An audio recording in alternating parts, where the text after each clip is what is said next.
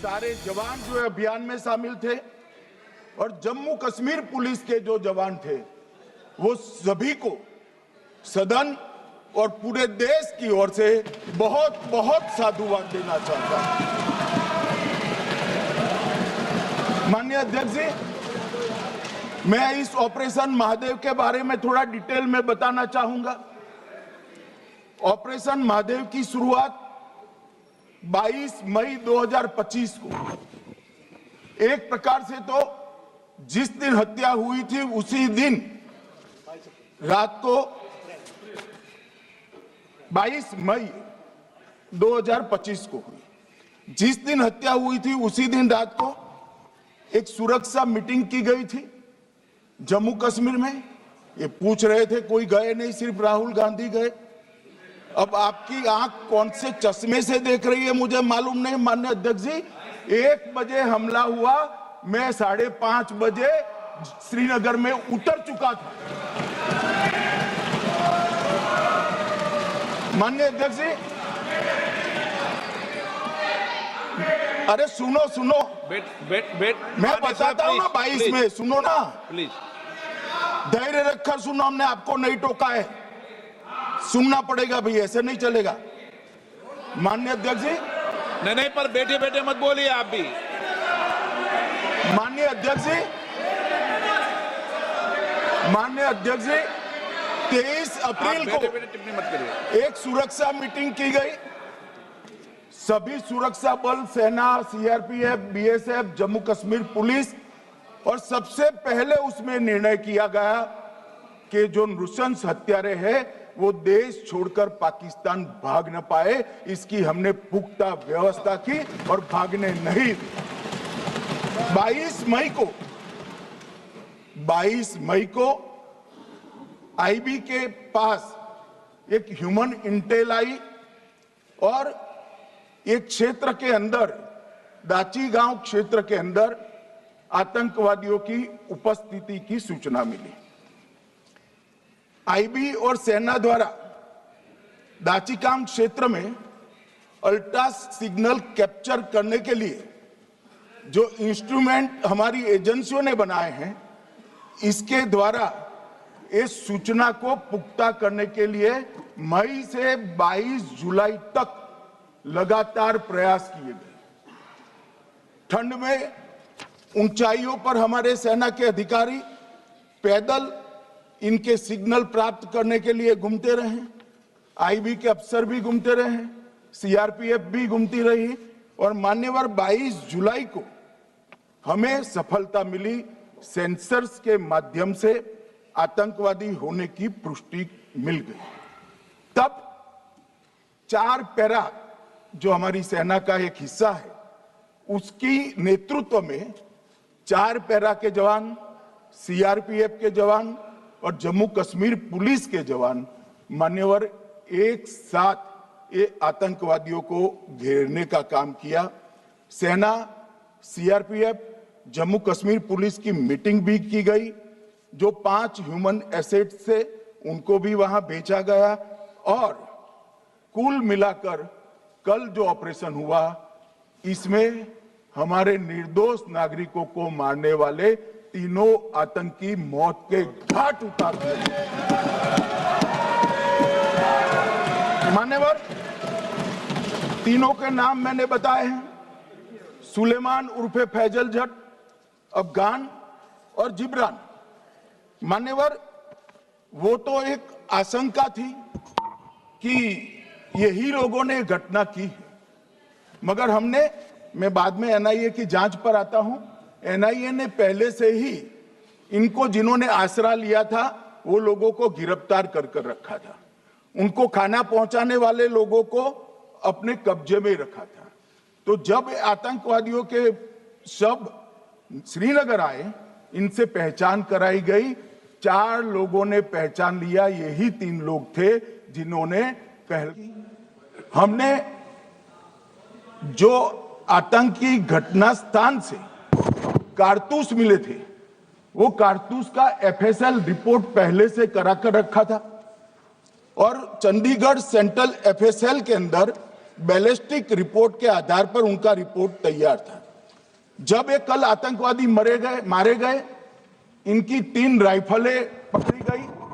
एक M9 American rifle थी और 2 AK-47 राइफल थी। जो कारतूस मिले थे वो भी M9 और AK-47 के भी थे, मगर हमने इससे भी संतोष नहीं माना। ये राइफलों को एक विशिष्ट विमान के द्वारा कल रात को 12 बजे चंडीगढ़ पहुंचा गया और पूरी रात फायरिंग कर इसके भी खाली खोखे जनरेट किए गए। 2 खोखों का मिलान किया गया, राइफल की नाली और निकले हुए खोखों का भी मिलान हो गया। तब ये तय हो गया कि इन्हीं 3 राइफलों से हमारे निर्दोष नागरिक मारे गए। और मान्यवर, आज मैं सदन को बताते हुए बहुत खुश हूं। मोदी जी ने ऑपरेशन सिंदूर कर आतंकवादियों को जिन्होंने आतंकवादियों को भेजा था, उनके आकाओं को जमीन में मिलाने का काम किया था। सेना और CRPF ने वो आतंकवादियों को भी समाप्त कर दिया। और मान्यवर,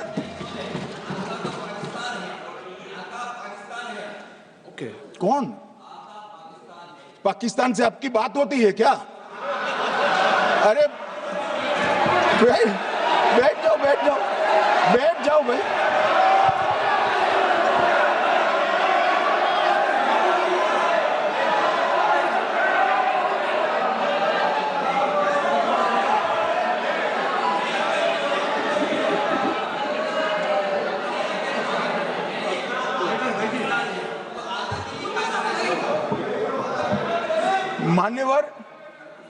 मान्यवर, मैं बताता हूं कैसे इनके आका मारे गए, वो भी नाम के साथ बताता हूं, जगह के साथ बताता हूं, घंटे, मिनट और सेकंड के साथ बताता हूं।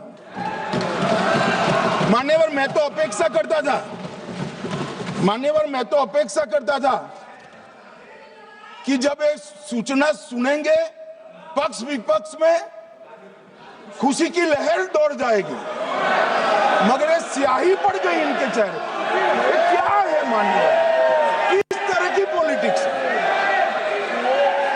भाई आतंकवादी मारे गए, आपको इसका भी आनंद नहीं है?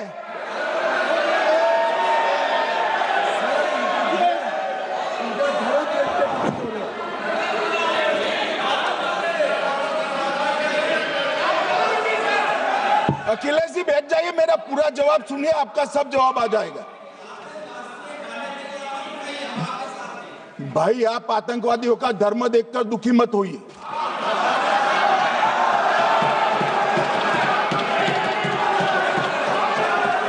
अखिलेश बैठ जाइए यार।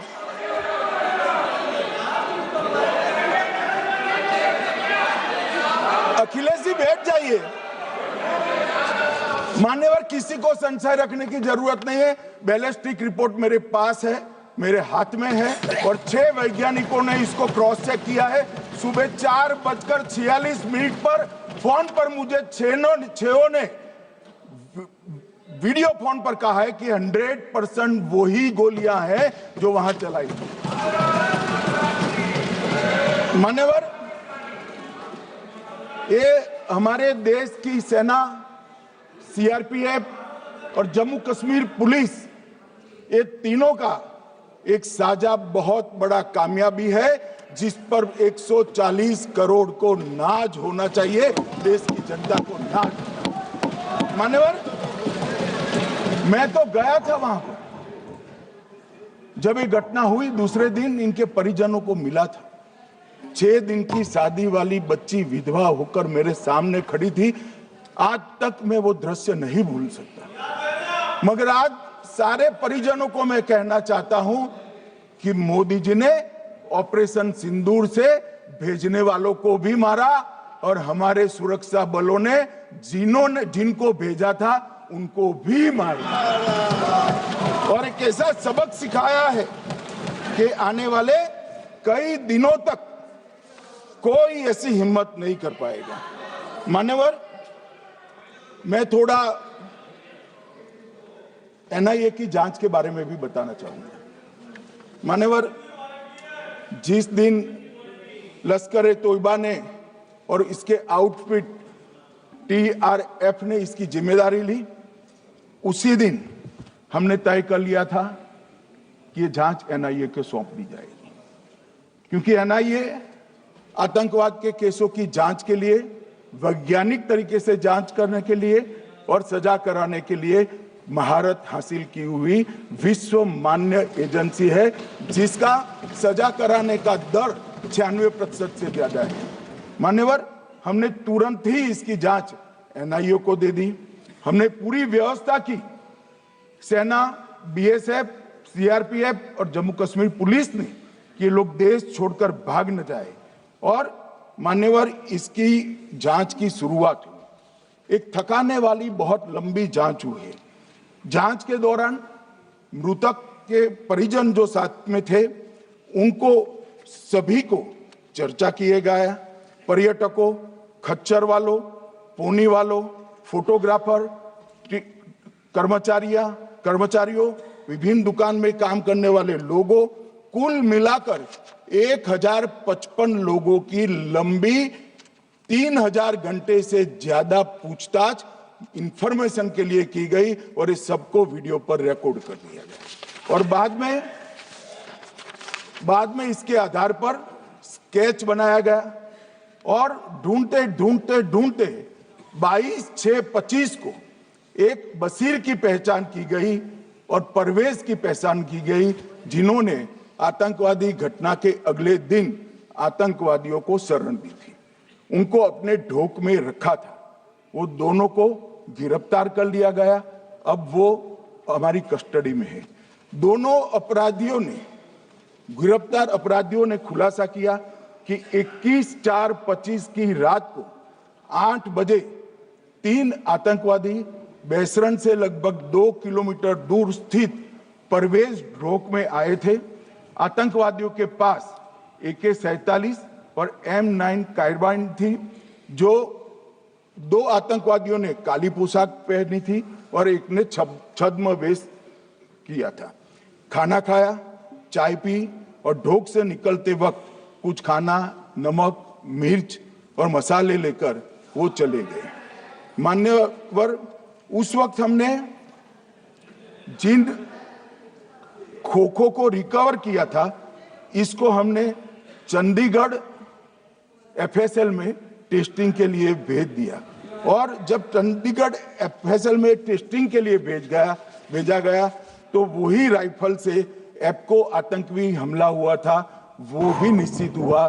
तो आज इसके साथ साथ दूसरे एप्को आतंकी हत्या को अंजाम देने वाले आतंकियों का भी इसके साथ ही समाप्ति हुई है, उनको मार दिया गया है।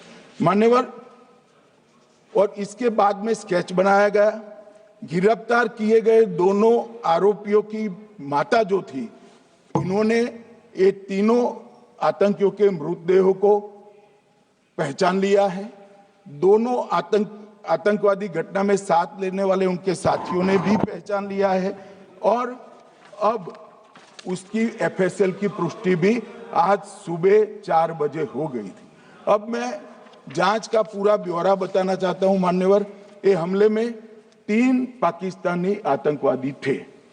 हमले में 2 AK-47 और 1 M9 कार्बाइन का प्रयोग किया गया था। और अब जो पकड़े गए हैं, इसके सुलेमान के कारण एप्को का मामला भी आज रिजॉल्व हो रहा है और आतंकवादियों को पनाह देने वाले 2 स्थानीय लोगों को भी इस केस में पकड़ लिया गया है। अब मान्यवर, कल पूछते थे कहां से आए, कहां गए, किसकी जिम्मेदारी है। भाई, जिम्मेदारी हमारी ही है, हम सरकार में हैं, हमारी ही जिम्मेदारी है। मगर मैं पूछता हूं, जब आप सरकार में थे तब क्या क्या हुआ था, इसकी जिम्मेदारी किसकी थी और क्यों निर्वहन नहीं किया, वो भी बाद में पूछूंगा। जरा धीरज से सुनना। मगर मान्यवर, मुझे एक बड़ा दुख हुआ। कल इस देश के पूर्व गृह मंत्री चिदंबरम जी ने सवाल उठाया कि क्या प्रूफ है कि ये आतंकवादी पाकिस्तान से आए। और मान्यवर, कब उठाया, जब संसद में चर्चा होने वाली थी, क्या कहना चाहते हैं चिदंबरम साहब? किसको बचाना चाहते हैं? पाकिस्तान को बचाकर आपको क्या मिलेगा? वो ये कह रहे हैं कि और क्या है, मत जवाब दो।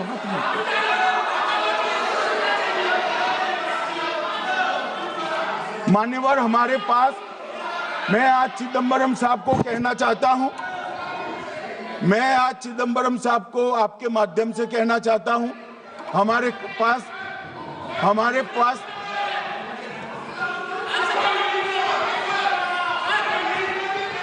मान्यवर, हमारे पास प्रूफ है, वो भी मैं सदन के सामने रखना चाहता हूं कि तीनों पाकिस्तानी थे।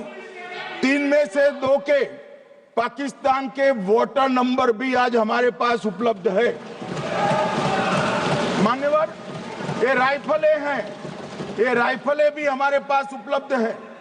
इनके पास से जो चॉकलेटें मिली हैं, वो चॉकलेटें ढोक में से मिली, वो भी पाकिस्तान की बनाई हुई चॉकलेट है। मान्यवर, ये कहते हैं कि पाकिस्तानी नहीं थे, इसका मतलब पूरी दुनिया के सामने इस देश का एक पूर्व गृह मंत्री पाकिस्तान को क्लीन चिट दे रहा है।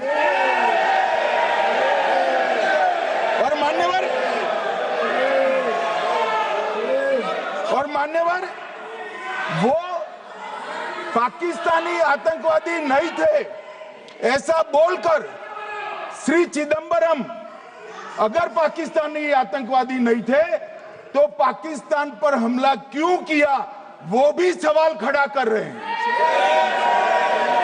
मान्यवर, आज पूरी दुनिया ने हमारे संसद सदस्य गए थे, स्वीकारा था कि हमला पाकिस्तान ने किया है। और इस देश का गृह मंत्री जो कांग्रेस पार्टी से आता है, वो कहता है कि क्या सबूत है। अरे मुझसे मांगते, मैं दे देता, टीवी से मांगते हैं, पूरी दुनिया के सामने उजागर करते हैं, सब सुबह खड़ा करते हैं। पाकिस्तान को बचाने का इनका ये षड्यंत्र आज 130 करोड़ लोग जान रहे हैं। बच नहीं पाओगे आप लोग, बच नहीं पाओगे। मान्यवर,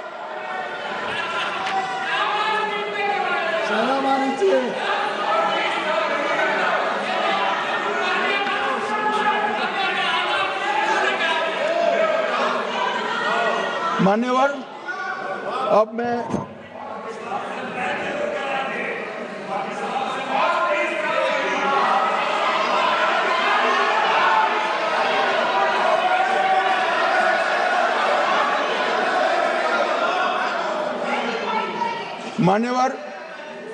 अब मैं पहलगांव आतंकी हमला और ऑपरेशन सिंदूर, ये दोनों घटनाक्रम के लिए मान्यवर ये अभी से थक जाते हैं।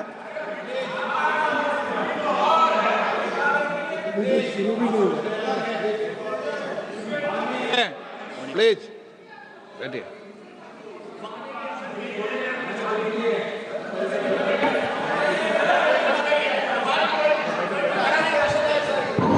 मान्यवर, मैं आपके माध्यम से कहना चाहता हूं, थोड़ा धैर्य रखे भैया, अभी तो शुरू हुआ है, अभी तो शुरू हुआ है। मान्यवर, मैं पहलगांव आतंकी हमला और ऑपरेशन सिंदूर के बारे में पूरा घटनाक्रम बताना चाहता हूं। कल ढेर सारे सवाल उठाए। वैसे तो मुझे लगता था कि कल रक्षा मंत्री जी के भाषण के बाद शायद कांग्रेस पार्टी सपोर्ट में भाषण देना शुरू करेगी और अगर थोड़ी बहुत जनता की इच्छा की परख होती तो वो ही करते, मगर नहीं करा, क्योंकि रक्षा मंत्री जी ने बहुत बारीकी से ऑपरेशन सिंदूर की सफलता, इसकी जरूरियात, इसकी प्रासंगिकता और इसके परिणाम, इसके बारे में बहुत अच्छे तरीके से सदन के माध्यम से पूरी देश की जनता के सामने रखा जाता है। मगर फिर भी उन्होंने बहुत सारे सवाल किए। अब सवाल किए हैं तो मुझे जवाब देना भी पड़ेगा, उनको सुनना भी पड़ेगा। मान्यवर, मैं पूरा घटनाक्रम बताना चाहता हूं। मान्यवर, 22 अप्रैल को पहलगांव में आतंकवादी हमला हुआ। इसमें 26 लोग मारे गए, 25 भारतीय और 1 नेपाली नागरिक। हमने उसी वक्त मैं श्रीनगर जाने के लिए निकल गया। रात को ही सुरक्षा बलों की मीटिंग कर ये भाग न पाए इसकी व्यवस्था की। माननीय मोदी जी ने 23 और 30 अप्रैल को सीसीएस की मीटिंग चेयर की। ये कह रहे हैं, मैं आज बताना चाहता हूं कि सीसीएस की 23 अप्रैल की मीटिंग में क्या हुआ। सबसे पहला कांग्रेस पार्टी का ब्लंडर था सिंधु जल संधि, इसको स्थगित करने का काम नरेंद्र मोदी जी ने किया। हमने अटारी के माध्यम से एकीकृत जांच चौकी जो चलती थी उसको बंद कर दिया। पाकिस्तानी नागरिकों के सार्क वीजा को सस्पेंड कर सभी को वापस पाकिस्तान भेजने का काम किया। पाकिस्तान स्थित उच्चायोग ने रक्षा, सैन्य, नौसेना के सलाहकारों को अवांछनीय व्यक्ति घोषित किया, संख्या को 55 से घटाकर 30 किया और सीसीएस ने ये संकल्प लिया कि जहां पर भी ये आतंकवादी छुपे हैं उनको और उनकी ट्रेनिंग करने वाले अड्डों को सेना, पुलिस, सीआरपीएफ, बीएसएफ उचित जवाब देगी। मान्यवर, जिस तारीख को ये हुआ उसी दिन ये निर्णय हो चुका। मान्यवर, इसके बाद में कल गोगाई जी कहते थे मोदी जी 24 को पहलगाम जाने की जगह बिहार गए। सुनो यार। मान्यवर, मोदी जी जब ये पहलगाम घटना हुई यहां नहीं थे, विदेश में थे। आने के बाद तुरंत सीसीएस बैठक की और मोदी जी जिस दिन बिहार गए उस दिन पहलगाम में कुछ नहीं, कोई नहीं था, सिर्फ राहुल गांधी थे। सारे लोग चले गए थे, सारे लोग वहां से अपने अपने ठिकाने पर चले गए थे। मगर इन्होंने एक बात कही, उस पर मेरी आपत्ति है। मान्यवर, उन्होंने कहा 24 अप्रैल को चुनावी भाषण किया। मान्यवर, देश का नेतृत्व करने वाले देश के प्रधानमंत्री की फर्ज होती है कि देश की संप्रभुता पर, देश के नागरिकों पर अगर ऐसा जघन्य हमला होता है तो जनता की भावनाओं के अनुरूप जवाब देना चाहिए। मान्यवर, मैं आज आपकी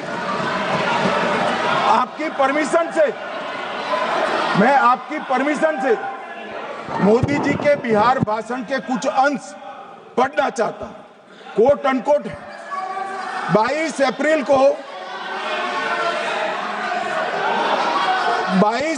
को पहलगाम का यह हमला केवल निहत्थे पर्यटकों पर नहीं बल्कि पूरे भारत की आत्मा पर एक दुस्साहसपूर्ण प्रहार है। आतंकवाद के प्रति दृढ़ और कड़ा रुख, आतंकियों और इसके हमले की साजिश रखने वालों की कल्पना से भी बढ़कर उनको सजा दी जाए।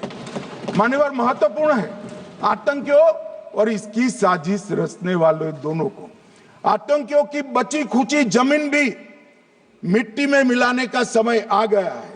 140 करोड़ भारतीय इस बात के लिए एकजुट है कि आतंकी आकाओं की कमर तोड़ दी जाएगी। भारत हरेक आतंकवादी और उनके समर्थकों की पहचान करेगा, उनका पता लगाएगा और उन्हें दंडित करेगा। आतंकवाद कभी भी भारत की आत्मा नहीं तोड़ पाएगा। न्याय सुनिश्चित करने का मैं हर संभव प्रयास करूंगा। अनकोट। अब इसमें किसी को चुनावी भाषण दिखाई पड़ता है तो उसकी समझ शक्ति पर बहुत सारे सवालिया निशान लग जाते हैं। ये चुनावी भाषण नहीं है। आतंकवाद के खिलाफ लड़ने का 140 करोड़ भारतीयों का प्रतीकों से जो मोदी जी ने वहां दिया, इनको चुनावी भाषण दिखाई पड़ता है। जैसे चश्मे होते हैं ऐसी ही दृष्टि होती है। मान्यवर, इसके बाद 30 अप्रैल को मान्यवर 30 अप्रैल को सीसीएस की बैठक हुई, पहले 23 को हुई थी। उसमें सशस्त्र बलों को पूर्ण ऑपरेशन की फ्रीडम दे दी गई। प्रधानमंत्री मोदी जी ने सीसीएस की उपस्थिति में रक्षा मंत्री, एनएसए और सेनाओं के प्रमुख के साथ बैठकर पूर्ण ऑपरेशनल फ्रीडम देने का काम किया और इसके बाद ये ऑपरेशन सिंदूर हुआ। मान्यवर, ऑपरेशन सिंदूर 7 मई को रात को 1:04 से 4 मिनट से 1:24 तक चला। उसमें पाकिस्तान के 9 आतंकी ठिकानों को ध्वस्त कर दिया और पूरी दुनिया ने इसके दृश्य देखे। साहब, इससे बड़ा संयमित हमला नहीं हो सकता। आजकल दुनिया में युद्ध चल रहे हैं, हम देख रहे हैं, बच्चे मर रहे हैं, महिलाएं मर रही, निर्दोष मर रहे। हमने 9 आतंकी अड्डों को समाप्त किया, परंतु एक भी सिविलियन नहीं मारा गया, केवल और केवल आतंकी मारे गए। स्थान थे मरकज सुभान अल्लाह बहावलपुर, मरकज तैयबा मुरीद के, महमूना जाया कैंप सियालकोट, अरे नाम सुनो काम में आएंगे, सरजाल camp Sialkot, Sawai Nala camp Muzaffarabad, Syedna Bilal camp Muzaffarabad, Gulpur camp Kotli, Barnala camp Bhimber और अब्बास कैंप कोटली। मान्यवर, सर्जिकल स्ट्राइक और एयर स्ट्राइक में हमने पाक ऑक्यूपाई कश्मीर में ही हमला किया, एक प्रकार से भारत के हिस्से पर ही हमला किया। पाक ऑक्यूपाई कश्मीर हमारा ही है, तो हमने तो हमारे हिस्से में हमला किया। मगर इस बार 100 किलोमीटर अंदर घुसकर पाकिस्तान की भूमि पर आतंकवादियों को तबाह करने का काम। और मान्यवर, ये आतंकी के ठिकानों पर हमला हुआ, इसमें मारा कौन गया? हाफिज मोहम्मद जमील जैसे मोहम्मद के प्रमुख मौलाना मसूद अजहर के बहनोई, मुदस्सर खादियान मरकज तैयबा मुरीद का प्रमुख, याकूब मलिक जेएम पदाधिकारी, मोहम्मद हमसा जमील जेएम ऑपरेटिव, मोहम्मद यूसुफ अजहर गंभीर रूप से घायल था, फिर मारा गया। जैसे मोहम्मद का आमिर मोहम्मद हसन खान गंभीर रूप से घायल था, फिर मारा गया। जेएम ऑपरेटिव मोहम्मद हसन गंभीर रूप से घायल हुआ। अब्दुल मलिक, खालिद अबू अक्स और नोएम मलिक, इनका कोई पता ठिकाना नहीं। और मान्यवर, ये पूछते थे मुझे कल कि पहलगांव के दोषी कहां गए, वो पहलगांव के दोषी कहां गए? ये जो मैंने, अरे सुनो ना यार, ये जो 10 मैंने नाम पढ़े हैं, इसमें से 8 ये चिदंबरम एंड कंपनी के समय में आतंकवादी घटना घटाने वाले लोगों को नरेंद्र मोदी जी ने मारा।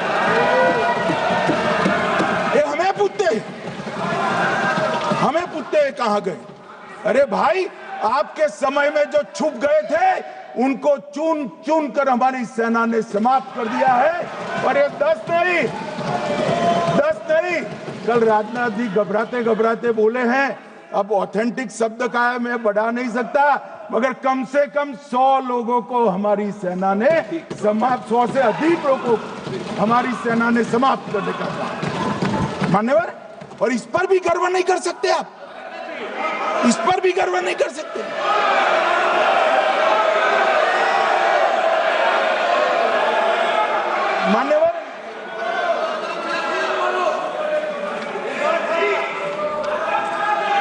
मान्यवर 7 मई को 1:26 पर 22 मिनट पर ये हमारा काम समाप्त हो गया। हमारे डीजीएमओ ने उनके डीजीएमओ को बता दिया कि भाई हमने आतंकवादी हमलों पर स्थानों पर सिर्फ हमला किया है, इनके हेडक्वार्टर पर हमला किया है, जो हमारा आत्मरक्षा का अधिकार है। पूरी दुनिया इसको एक्नॉलेज करती है। ऐसा नहीं हो सकता है मनमोहन सिंह के समय की तरह कि वो आकर मारेंगे और हम चुपचाप बैठे रहेंगे और जाकर चर्चा करेंगे। ये नरेंद्र मोदी सरकार, ऐसा नहीं हो सकता। डोजियर भेजते रहेंगे। मान्यवर, उरी में हमला हुआ, हमने सर्जिकल स्ट्राइक किया। पहलगाम में हमला हुआ, एयर स्ट्राइक करा, और अरे पुलवामा में हुआ, एयर स्ट्राइक करा, और पहलगाम में हमला किया। 100 किलोमीटर अंदर जाकर 9 अड्डों और 100 से ज्यादा आतंकवादी को समाप्त। मान्यवर, अब देखिए, हमने तो हमला किया था पाकिस्तान स्थित टेररिस्ट ठिकानों पर। अब पाकिस्तान से गलती हो गई। टेररिस्ट ठिकानों पर जो हमला किया था उसको वो अपने पर का हमला मान बैठे, और पूरी दुनिया में कहते थे कि हमारा टेररिज्म से कोई लेन देन नहीं है। ये तो अब ऐसे ही ग्रुप करते, हम तो विक्टिम है, जो मनमोहन सिंह ने सर्टिफाइड भी कर दिया था कि ये भी विक्टिम है। मान्यवर, मगर दूसरे दिन इनकी श्रद्धांजलि का कार्यक्रम हुआ और पाकिस्तान को मालूम नहीं पड़ा कि ये पूरी दुनिया देखेगी। सेना के आला अफसर उनके नमाजे जनाजा में उपस्थित हुए, उनके जनाजे को कंधा दिया, और ये सारे आतंकवादियों के जनाजे के जुलूस के अंदर पाकिस्तानी सेना, इनके अफसर, आईएसआई के अफसर, वहां की पुलिस के अफसर अश्रु भीनी आंख के साथ जुड़े थे। और मान्यवर, ये सिंदूर ने पाकिस्तान को पूरी दुनिया में एक्सपोज कर दिया कि पाकिस्तान के अंदर टेररिज्म स्टेट स्पॉन्सर्ड टेररिज्म है। ये पूरी तरह से, मान्यवर, पूरी तरह से एक्सपोज हो गया। 8 मई को पाकिस्तान ने हमारे रिहायशी इलाकों में हमला किया, हमारे सेना के अड्डों पर हमला किया, मगर एक भी मिसाइल से उनका कुछ नुकसान नहीं कर पाई। बहुत नजदीक से की हुई गोलाबारी के कारण हमारे एक गुरुद्वारा टूटा, एक मंदिर टूटा, कुछ हमारे नागरिक हताहत हुए। और दूसरे दिन 9 मई को मोदी जी ने सेना को हुक्म दिया, एक मीटिंग करी, राजनाथ जी, मोदी जी, एनएसए, सेना के सारे अध्यक्ष, और जवाब देने का तय किया और उनके 11 एयरबेस को क्षतिग्रस्त करने का काम किया। मान्यवर, 8 एयरबेस इतने सटीक तरीके से तोड़े गए, पाकिस्तान की पूरी एयर डिफेंस सिस्टम धरी की धरी रहेगी, कुछ नहीं कर पाई। नूर खान चकलाला एयरबेस तोड़ दिया गया।